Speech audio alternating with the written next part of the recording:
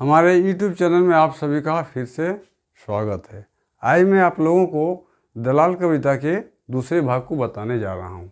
इस कविता में कवि मनुष्य को दलाल से दूर रहने के लिए सतर्क किए हैं तथा दलाल को भी इस दुष्कर्म के परिणाम को बताते हुए उसे सावधान किए हैं। तो चलिए हम लोग देखते हैं दलाल में कविता में कवि किस प्रकार दलाल और मनुष्य को सतर्क कर रहे हैं।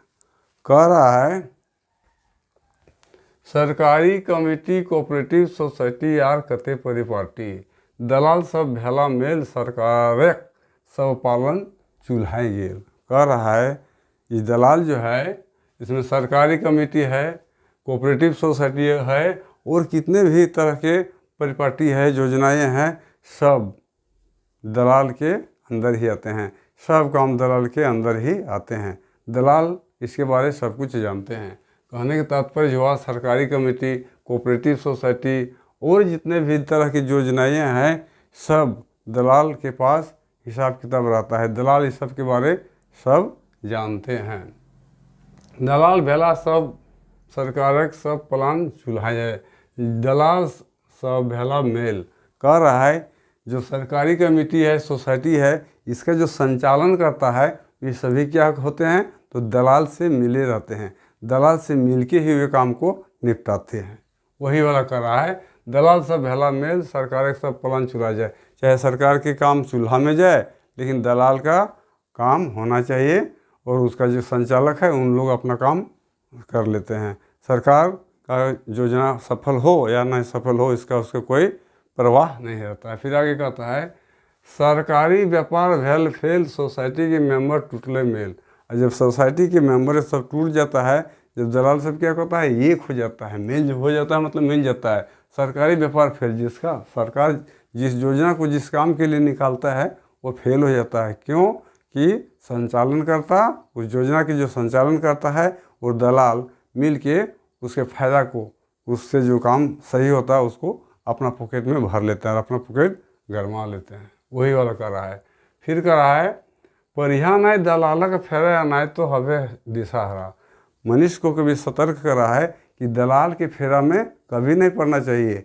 यदि दलाल के फेरा में पड़िएगा तो ज़िंदगी भर आपको रोना पड़ेगा, वह काम कभी सफल नहीं होगा। वही कहता है, परिहा नाय दलालक फेरा नाय तो हवे दिशाहरा। तुम्हारा दिशा हरा हो जाएगा, मतलब तुम्हारा जो मंतव्य है, जो गंतव्य जहाँ पर तुमको जाना था, जो काम करना था वो काम नहीं होगा। ज़िंदगी भर तुमको पछताने रहेगा। उसीलिए कहता है मनुष्य को कि दलाल से दूर रहना, उसके फेरा में कभी नहीं पड़ना। फिर आगे कहता है, यदि परभे इनकार फांदे गोटा जीवन हो तो फांदे। कर रहा है यदि दलाल के फेरा में पड़ जाइएगा तो पूरा ज़िंदगी भर उसके फांस में फंसे रहिएगा और तुम्हारा काम अच्छा नहीं होगा। ज़िंदगी भर उसके लिए रोना ही पड़ेगा। वही वाला कहता है, गोटा जीवन हो तो काम है, पूरा जीवन करना होगा। करने मतलब हुआ तुम्हें तकलीफ ही तकलीफ होगा, तुम्हारा काम कभी सफल नहीं हो सकता है। इसलिए दलाल के फेरा में नहीं पड़ने कहता है, उससे सावधान रहने के लिए मनुष्य को सतर्क कर रहा है।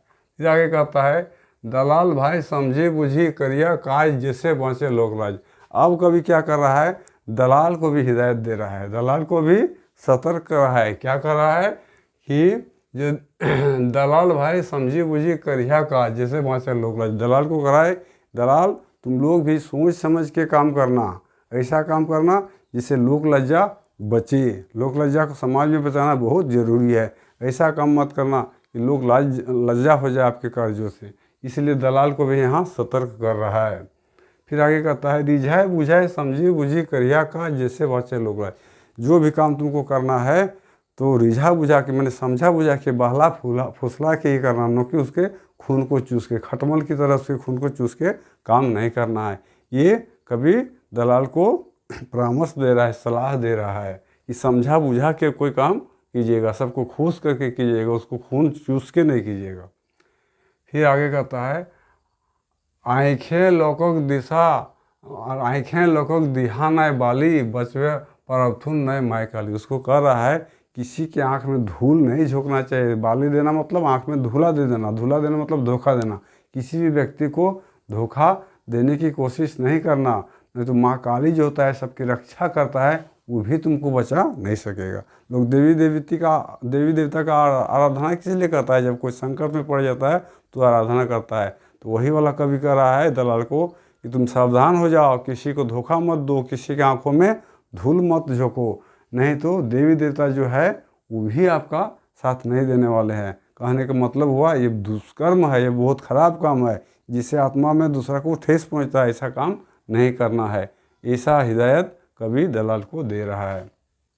फिर कहता है संतोष देख है भाली भाली, कूले लाग्या नाय जैसे काली।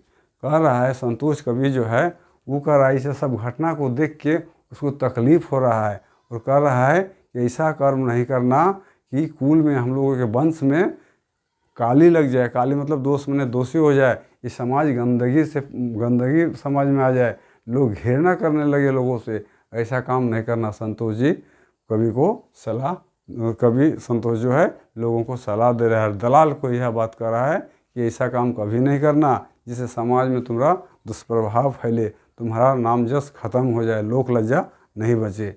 वही वाला कहता है संतोष देख भाली भाली, कूले लाग्या ना जैसे काली। कुल मन वंश होता है, वंश में जैसे हम लोगों को काली नहीं लगे वैसा काम नहीं करना। मैंने कवि कह रहा है इस दलाल को, यानी कहने का तात्पर्य हुआ कि कवि मनुष्य को दलाल से बचने कह रहा है। इसका सारा यही निकल रहा है कविता का कि कवि मनुष्य को कवि जो है मनुष्य को दलाल से दूर रहने कहता है, उससे सावधान रहने कहता है, उसके फेरा में कभी नहीं पड़ने के लिए कहता है, नहीं तो जिंदगी भर रोना पड़ता है, वो काम कभी सफल नहीं होता है। और दलाल को भी सतर्क कर रहा है कि तुम लोगों को धोखा इस तरह का नहीं देना, न तो माँ काली जो है वो भी आपको बचा नहीं सकता है ना। कहने का तात्पर्य हुआ कि तुम ऐसा काम नहीं करना जिससे कुल का भी बदनाम हो, कुल के नाम में भी कलंक लग जाए। आज इतना ही रहेगा। ये दलाल कविता का दूसरा भाग था, ये ख़त्म हो गया। यदि वीडियो अच्छा लगा तो सब्सक्राइब जरूर कीजिएगा और ज़्यादा से ज़्यादा शेयर कीजिएगा, लाइक कीजिएगा। जय हिंद, जय भारत।